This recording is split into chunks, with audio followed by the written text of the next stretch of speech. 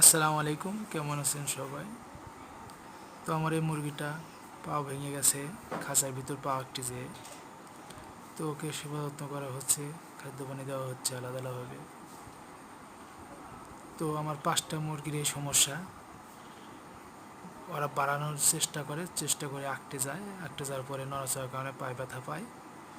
তো ওগুলোকে আলাদা আলাদা রেখে আলাদাভাবে পরিচর্যা করতে হয়। ওষুধ খিলানো লাগে, ব্যথার ওষুধ, যেটা না খিলালে তো আর সারবে না ব্যথা। তো মুরগি খাবার দেওয়া হলো।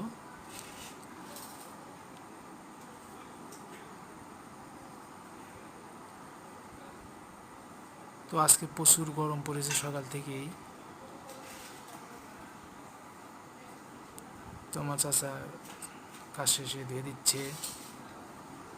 এগুলো মুরগিকে ওষুধ দেওয়া হলো যাতে করে মুরগি সুস্থ থাকে এই গরমের ভিতর। তো সবাই ভালো থাকবেন, সুস্থ থাকবেন।